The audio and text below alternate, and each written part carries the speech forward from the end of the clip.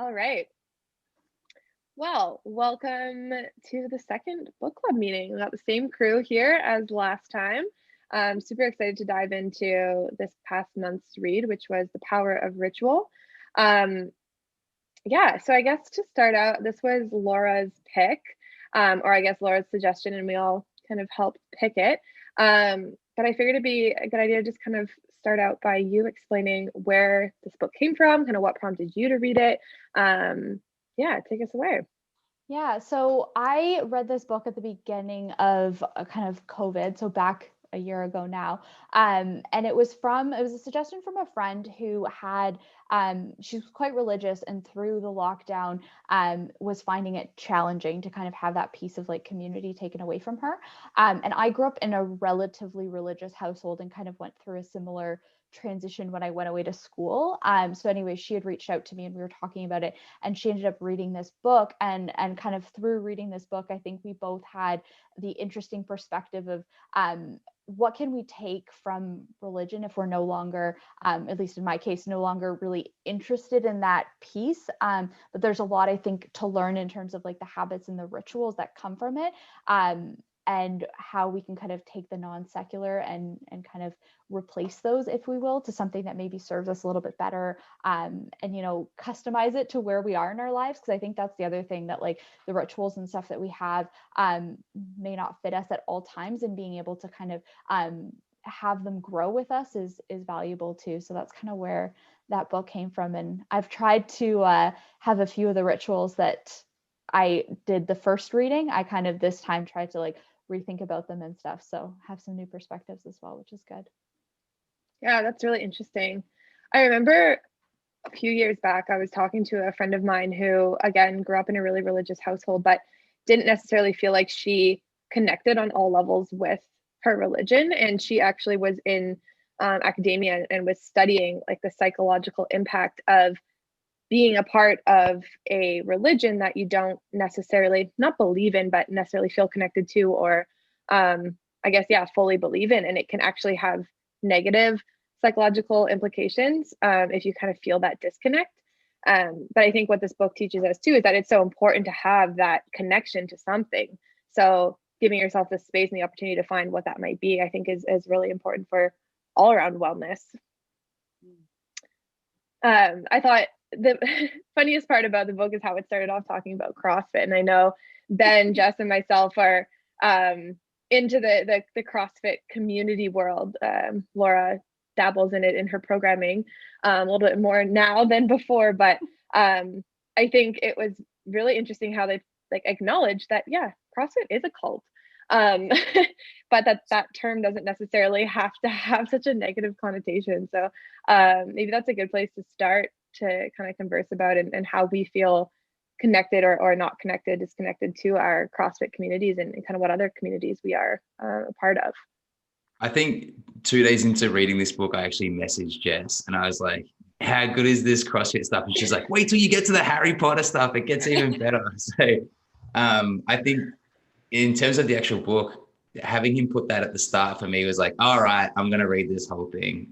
Like I said before we started, I was not skeptical, but kind of like, I guess, judging a book by its cover, really. I was like, oh, I don't know how much I'm going to enjoy this book.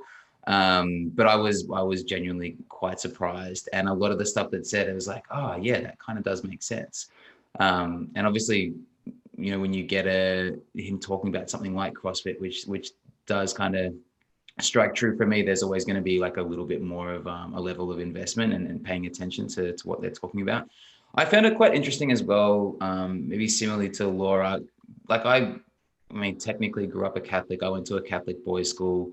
Dad was pretty big into like the ritual of going to church, maybe not so much like outside of that kind of 1 day a week sort of thing. So I related a lot to not only the CrossFit stuff, but a lot of what they were talking about, almost an inability of those kind of old religions to adapt to what, the situations, people, circumstances and struggles that people are having now, and how that we're seeing record numbers of people looking for like spirituality and connection on that level, but record numbers of people moving away from some of those bigger organized religions. And it's almost this big disconnect where we have this huge level of demand and such a minimal level of supply. And I think that it makes sense then that people do find that level of connection to be a part of something bigger themselves with things like CrossFit and Soul Cycle, or, you know, the reading of Harry Potter, like whatever it is. I quite like that notion of you don't have to create a new routine and make it ritual, but more like look at the things that you do. And if you can look at them with a bit more attention and a bit more perspective, you understand that these elements of what we see as ritual actually apply on this level as well. I think my favorite part, and I've got a few quotes here to go through as usual, but I actually quite like the pilgrimage part of the book, where they were talking about kind of getting out, you know, either in nature or just going on these sort of like long walks as a way to clear your mind and to think about things. A lot of like the Ryan Holiday stuff, if you guys have ever read any of his sort of stoicism, he talks a lot about Marcus Aurelius walking for like an hour a day, and like how it should be part of everyone's routine to just go for walks, be in nature, just to clear their head.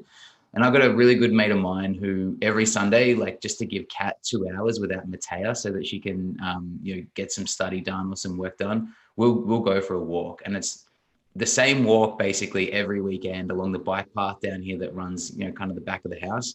And it's good. I kind of look forward to those. You get outside, get some sunshine, have a chat for 2 hours with a guy who's been a friend of mine for 24 of my 32 years. And it was kind of nice to see that and be like, yeah, it kind of is like a weekly kind of pilgrimage, right? Yeah. That's good. We've been doing that every night for an hour, but like leaving the phones at home, taking the dogs, my partner and I, and just having like, it's amazing when you spend time, you know, not distracted. So not in front of the TV watching The Amazing Race or Bridgerton, or, you know, with your phone possibly going off.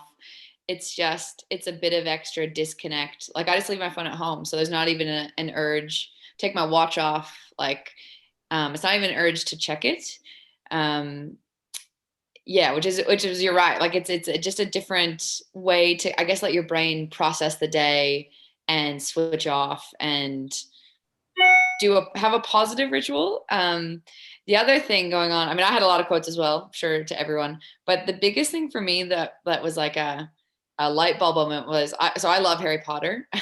And when you started talking about Harry Potter, I probably listened to the books, I don't know, 12 to 15 times, like beginning to end, a little bit obsessed. But it's what I realized, I listened to it probably 3 times during lockdown, which is kind of embarrassing. But I think whenever I was like in a dark place or stressed or needed some like a home base, like I found myself listening to it. If that makes it like my own, it's a kind of like my own sacred text, I guess. Like if I needed something to just like, you know, if I was feeling homesick or feeling just like down or alone, or sounds so crazy because it's a made up book, but I think I kept going back to listening to it because I do long runs and stuff, and it was like a bit of a lifesaver for me during lockdown. So that was, and I didn't realize that during the time, but I was like, oh yeah, that's how I was viewing Harry and Hermione and Ron, my closest mates. I do something similarly. I reread them starting every September 1st. And so it became like almost a way to like mark the seasons. I started doing it with school because I had like a bit of time before like we'd get into school being busy. So I think it's a bit of both too, right? It's like the sacred text, and then also what he talks about in terms of like the liturgical calendar and like marking the seasons and stuff. And I really like fall, so I feel like that was a way for me to like get into it and get excited. I knew fall was coming. Like, yeah, Harry Potter's great. Have you listened to his podcast, either of you?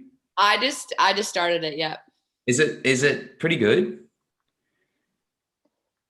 It's a lot, is what I found. Like when he does that example of like reading that one sentence, and he talks about that one sentence like 10 minutes. I'm like, it must take like, no wonder they've got like 7 years of podcasts. It must take like 3 years to get through one book if they're going to read this one sentence, like 1,000 different variations. But I think at the same time too, like he explains it in a way that it's like, oh, there is so much more depth. Like you can almost, essentially, I think that's the connection point, is you can find whatever you're looking for. You know, I think he talks about Mrs. Dursley a lot too. And like, I've never paid her much attention as a character, but when he starts talking about, imagine her position, like her sister's like gone off to be this witch, like the pride of like her parents. And like, she's probably left there feeling super disgruntled and kind of just had to live this ordinary life. And then all of a sudden, like something happens and now she's got this kid who's like her sister's kid, is this like constant reminder of like how she never lived up to like her sister. It's like,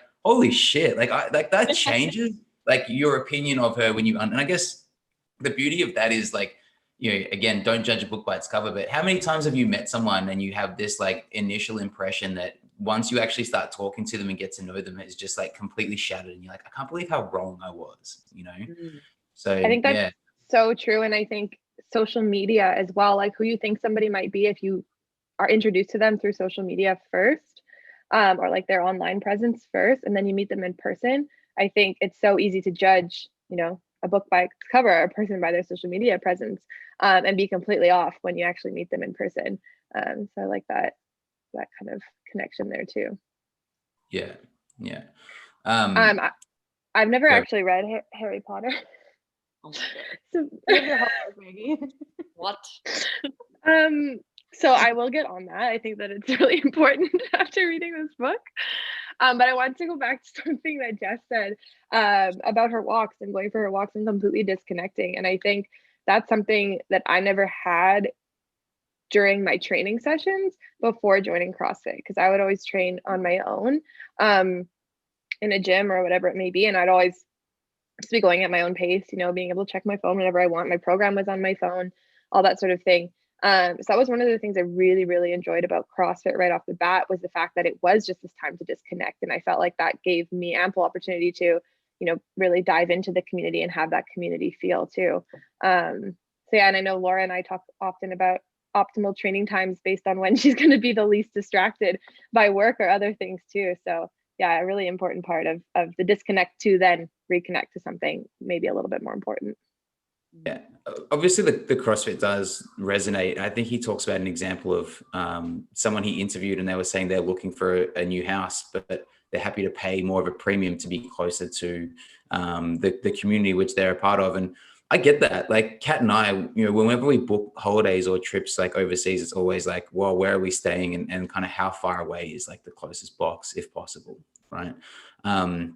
And I think when we traveled to Europe last year, we went and trained at CrossFit Venezia, and it was awesome to go into the gym and not speak the language, but you could clearly understand like what the workout was on the board, right? Like it's this kind of like secret cult language, right? Where it was like, yeah, don't know anyone here, don't understand a word of what they're saying. Oh, like they obviously speak a little bit of English, but like it's mostly in Italian. And then you all do the same workout and then everyone's lying on the ground, cooked at the end of it, like high-fiving. It's like, cool, just made like 8 new mates, right? And the only thing I know about these people is that we have CrossFit in common, and that's enough of a connection point to kind of at least start that conversation, right? I used to do that with SoulCycle when I was traveling for work, and it made a big difference in like feeling connected to something when I was traveling. Like when I was traveling for work, I could be anywhere, and like I felt really like I didn't always feel great because you're kind of like this nomadic presence. And I would just go to a SoulCycle class and like it was the same everywhere, and I felt like it was a really like grounding experience. SoulCycle sounds super intense based on like, he's like, yeah, people ask their SoulCycle instructors to like officiate their weddings and stuff like that. Yeah, crazy. When I dabbled in spin classes, actually right before COVID hits around this time last year, I got really into ride cycle, and they literally during the rides they talk about going to church, and they're like, it's time to go to church, like, you know, keep riding.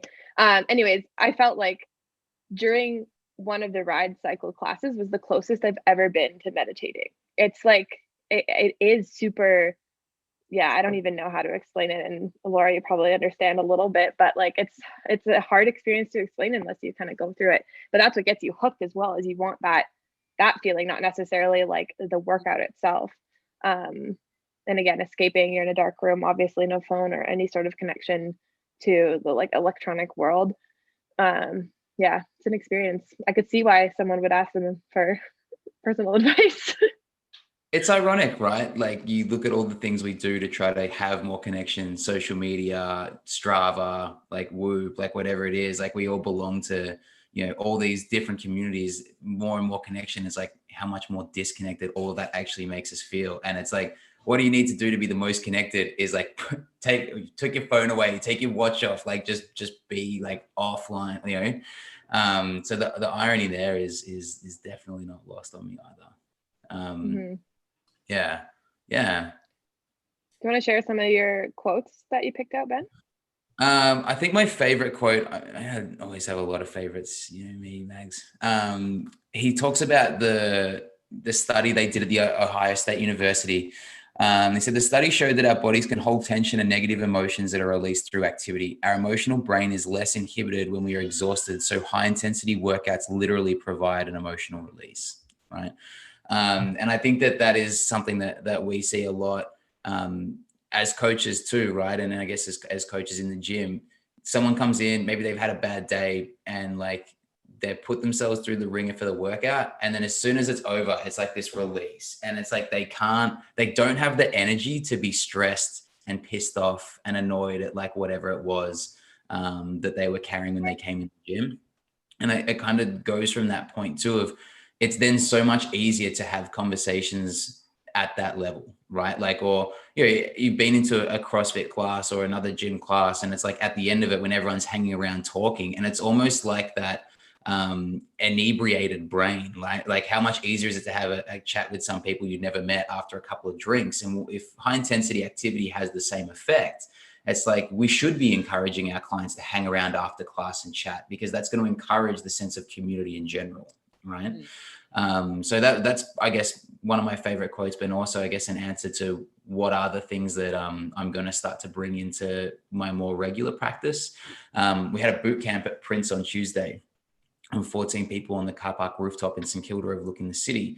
And so after the workout was done and we've had a bit of a stretch, I get them to do some like intentional breathing just to like bring the parasympathetic nervous system back on, but started talking a lot about like, just enjoy like the next 20 to 30 seconds of calm before you go back to your day. And just while you're sitting here thinking at your breath, like just think about like, what are the things that you need to accomplish today in order that you want to accomplish them, and how you're going to get them done. And it was just silent, and had a couple of messages afterwards from people saying like that 30 seconds was like their favorite part of the hour session. So I think sometimes it's my own like, it's a bit like, as Jess would say, what we say, like woo-woo. It's a bit woo-woo for like the common person. But I think that, like we said, we're all so over-connected now that finding that like a rare moment of like peace and quiet is so monumental. That I think we should be encouraging that not only in our own days, but in the days of those around us too, right?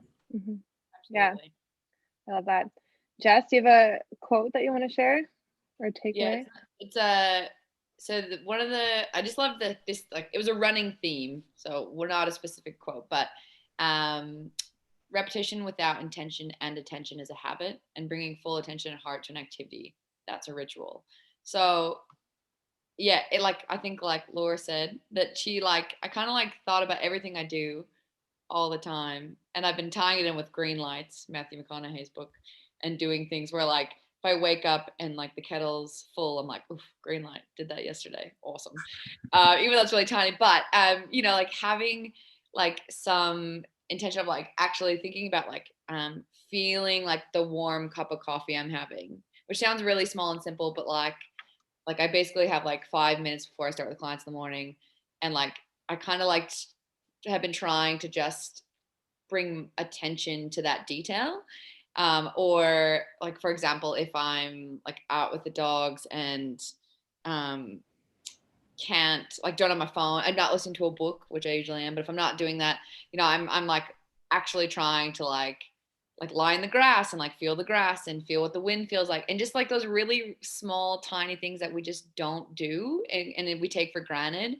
And I've just found, like, I think like Ben said, like finding that, like, even if it's like 30 seconds of calm weaved throughout your day, like that's better than, like, for example, like for me anyways, doing like a checklist of like 10 minutes meditation in the morning, tick, and then the rest of my day is fucking chaos. Like, like kind of defeats the purpose. So, I mean, with this book, I kind of just like was like, oh yeah, like, you know, just bring some, even like intention with my clients, like just trying, you know, not trying to formulate my answer before they finish, and like really like creating some silence and space to letting them, I don't know, like, you know, if you're quiet, like people will start telling you stuff, you know, like just to like, so things like that, I've kind of just started to bring a bit of awareness to, and it's really tiny and I'm still working on it, you know, lots of stuff to work on. But yeah, like I've just found, oh yeah, like how much, you know, vulnerability and heart can I bring to like small little activities. So yeah, that's what's been great for me. Yeah. Yeah, I really like that idea of slowing down, especially when talking to clients. It's like sometimes we don't always just have the answers off the top of our head, and sometimes it's an entire like, I'm gonna get back to you on that one, or I'm gonna look into this a little bit more, or think on this a little bit more before presenting you with a recommendation or whatever it may be. But also just slowing down the conversation in general, I think is really important. And you do end up getting a lot more out of whoever you're talking to, whether it be a client, whether it be a friend, family member, just giving them that space and not and helping everyone else around you in that conversation feel more calm too. I think everyone can think more clearly too in those types of spaces. I think, Mags, we've spoken a lot too, like it's not necessarily our role to have the answers all the time, right? And I think sometimes, like Jess said, like that moment of silence, like letting the words land, right, is not just for us to hear the question, but for the person who's asking the question to like make sense of the question that they're asking too. And so sometimes just allowing them to get the question out loud and giving them a moment to think about it, you already help them coming out with their own answer, right?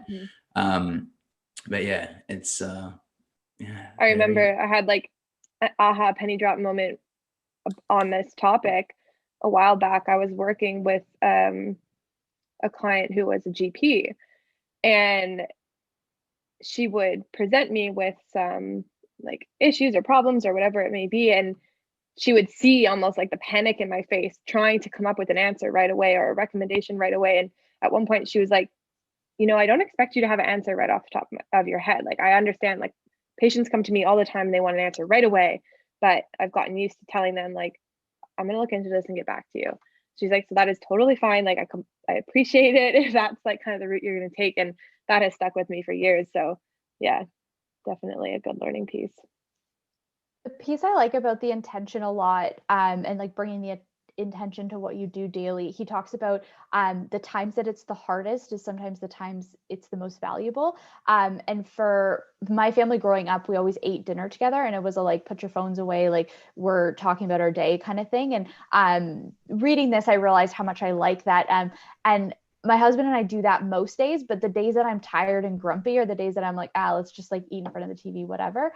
But I think those days are actually the ones that I could value from like having that conversation more. So that was another piece of the intention that I wanted to like put into practice a little bit more too, is like not just letting that initial kind of like, oh yeah, like I'm not feeling up to it, let's not do it, but thinking through like, will this actually like benefit me and will I actually, you know, feel better at the end of it.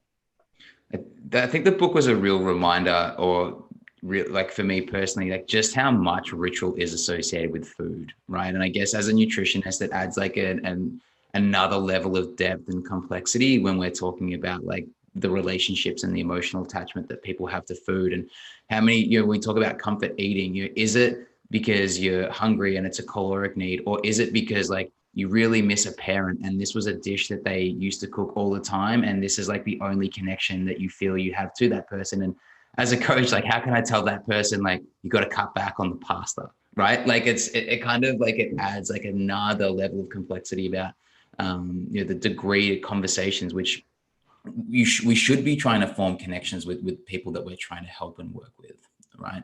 I know in our family, like it's like, oh, any occasion at all, oh, that we got to cook, right? Someone has a baby, you cook and you drop food, you know, like someone has a barbecue, it's like you're bringing a plate even if they've told you not to. Like birthdays, like everything is like when are we gathering as a family to celebrate this, that, and the other. It's not if or should we, it's when, right? And I think about that a lot with Matea too, and wanting to have her come up with like some traditions and rituals and stuff. And I think dinner is a really good one because it's something that you're going to do every night. So even if it is something simple, it's something that you can repeat on a regular basis, and share kind of, again, like if you can get yourself some quiet in the morning, at least having that kind of like quiet and connection piece, even if it is only 20 minutes, half an hour at night, with ultimately like those that you want to have the strongest level of connection with, right? So, but yeah, it's funny when you catch up with people you haven't seen for a while, you almost automatically try to ritualize. You're like, we should do this like every month, right? Like, so there is some like internal drive within us that wants to like ritualize the catching up with those people that we feel close to, But yeah, food and working out, the two most like ritualistic things that, I was like, this is awesome. Yeah, this is cool. This strikes home. This resonates. Well, it made so much sense for me. I was like, that's basically what I do, is like work out and eat, or go for a walk with the dog. So I'm always like, food, train. Who wants to train? Like Ben, come down. We'll grab lunch. We'll train. So good. Yeah. Even my auntie, she's been going stir crazy in COVID. So over Easter while we were locked down, she just cooked for the neighbors so that she'd have something to cook with, someone to cook for. But I think for her too, it is a lot of that. These are the recipes that have been passed on to me. She wants to teach my sisters, Kat, how to like cook these foods. Obviously as another way, right? As another excuse to spend time and get to know them and chat while they do it. But food is an incredibly powerful like medium for connection, conversation. They talk about that. They have the dinners for like cancer survivors or people who are grieving and lost loved ones. Like they're organizing, I can't remember what they call them, long table events or something like that.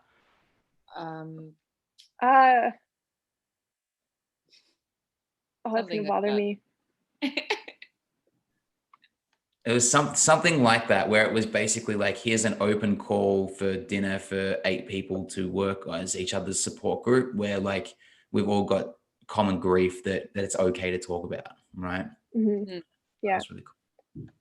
I remember when we were putting together the first MTMM cookbook, recipe book, whatever we were gonna call it, but you wrote the like intro, and at the beginning of the intro, you talked about how food and eating and everything like that as a family together, it's such a pillar of connection. And I remember, I could find it, but I don't remember exactly what you said, but I remember that really stuck with me. And I was like, that is why we do what we do, because we want people to be able to enjoy those moments too, and not feel out of control or feel any sort of angst when it comes to eating, because that takes away from that connection that these situations, rituals are meant to provide. So yeah. Well, it's becoming so like bastardized and industrialized, right? Like it's not, let's cook a meal and enjoy a meal together. It's like, just Uber Eats and sit in front of the TV, and you kind of like, you're starting to see that you're losing that opportunity to really, and I think maybe too, like spending time with someone is not necessarily connecting with someone, right? Like if you're both sitting on the couch watching telly, playing on your phones, like just because you're doing it together doesn't mean that you're like deepening a connection, right? So I think that it is sad to see, I guess especially during lockdown, it was nice to see people making sourdough, because it's like, hey, we're actually getting back and spending some time in the kitchen now, right? And starting to realize like bread is hard to make. It takes time. It takes effort. It's not just something that you pick up at the supermarket in a couple of loaves and work your way through over the course of the day, right? So that kind of ties into one of the quotes that stuck out to me, which was, sometimes we need temporary isolation of forced unplugging to tap into areas of ourselves that have been laying low. And I feel like isolation, quarantine, COVID in general has been a huge lesson in that regard. And I think a big takeaway for a lot of people. And, those moments where you're like, I don't know what to do, so I'm going to make some sourdough. I think, that's the forced isolation, the forced, not necessarily unplugging, because we were probably all more plugged in than usual during isolation, but finding ways within that to unplug, and then finding other new rituals to start doing, or different practices that do spark that bit of joy too. Does anyone like, and I know I personally do, but when he talks about the tech Sabbath and like being completely like offline for 24 hours, I would love to do that, but I just like, I don't know that I could. Like we try to take Mondays like offline, and even on, I sometimes find that like it's almost hard, maybe not so much now, but it can be hard to like not think or worry that like, what am I missing? Like what big fire is like blowing up that I'm like not paying attention to, that I'm going to come in tomorrow and it's going to be like this big shitstorm. I find it easier to do it instead of like once a week, to do it more like for a period of time. So when I go up to the cottage, I'll often turn off my phone for like a couple days. And I find that it seems to like, I can put my out of office on, I can tell everyone like, I'm here, I'm at the cottage, like don't bother me kind of thing. And I find that fear lessens. Because if I just turn it off on like a Saturday or Sunday, I do have that panic in the back of my head constantly of like, what am I missing? Am I missing like an emergency work, like whatever? So that's been like the way I've done it a little bit more. Yeah. I guess the practice thing too, you know, like you do it, it kind of, you're like, oh, nothing's happened. Cool. Yeah. You know, it kind of like builds up that muscle to go, yeah, I guess like sometimes I find myself checking our cameras for the gym because we're 24-hour gym, and I'll be like, who's left shit out? Oh my God. You know, like, I'm like, what do I have to clean up on Monday? Dang it. It's not like, because I'm sitting at home, it's not healthy for me to look at that and then go in. So yeah, it is a muscle I think you've got to build. Yeah, build your tolerance to it. Mm. Excellent. Well, just to make sure that we don't run out of time here, I did also want to announce the read for March. Ooh, everyone ready for that? Ooh, this is like if you've made it 35 minutes into the podcast, like you, we might have to announce the book in a post as well. Skip to the end to get the new book, but yeah, we'll announce it in post too. But Ben, your recommendation or suggestion, I think, has the most amount of votes here. So, The Infinite Game, Simon Sinek. Awesome. Nailed it. Little brief synopsis, intro, reason why we should dig into this one. That is technically a Matt Hall recommendation. So he recommended that one to me at the start of this year when I kind of put the call out for my own sort of personal book list. Anyone who's ever met Chris Ackland has probably been told to read Leaders Eat Last, which is another Simon Sinek, which is a really good read. That was the first Sinek book that I kind of read, and that got me into him. From that, he wrote Start With Why, which was another really good, just a kind of good look at like these essential like leadership and organizational principles, and then using some like real world examples to kind of demonstrate those. So I always find biographies a little bit easier to read in terms of, you know, like when I'm looking at like leadership or organizational culture, I find like those kind of biographies of people who have done that much more digestible than like, here's 25 leadership principles for like good corporate culture kind of books.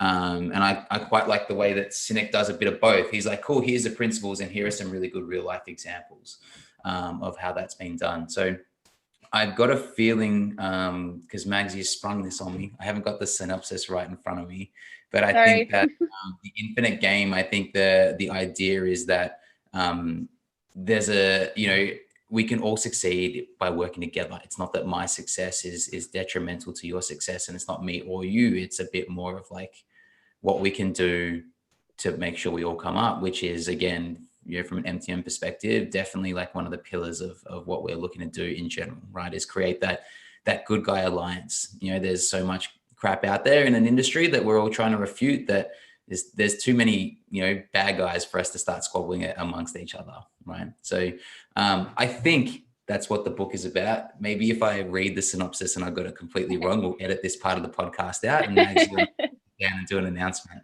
Yeah, I think it sounds about like the Infinite Game is life, right? So that's the whole premise, is that like you're doing things for life, not just for the moment in time right now and what matters right now, kind of thing. I haven't listened to it, but I listened to a podcast, him talking about it, and I was like, sounds like a great book. Yeah, I can copy and paste the synopsis to the description of this video, but we're going to get cut off. So I want to make sure that we all have a chance to say goodbye and say thank you and say see you in the next one. And for anybody who wants to join chat any month, just feel free to reach out to us. Happy to have you. But thank you, Jess. Thank you, Laura. Thank you, Did Ben. we say the last Thursday of the month would be our recording time for anyone else who wants to join? Did now. Cool. So ladies, last Thursday of every month. Keep it free. FYI. Love the informality of this. It's great. Good switch up. We'll figure it out. Yeah. Once we're at the 10, we'll have it figured out, I reckon. Yeah. Right. Well, thanks everyone. Hope you enjoyed the book for all of those listening. Yeah, good and call, Laura. Good suggestion. That was a great Yeah, suggestion. thanks, Laura. I was a little nervous. Ben was a little hesitant, and I'm glad you ended up liking it. This is exactly the point of the book club. And even if I didn't like it, I still probably would have got something out of it. Right. So Absolutely. Excellent. Well, looking forward to the next one. cheers, guys. Bye. Cheers.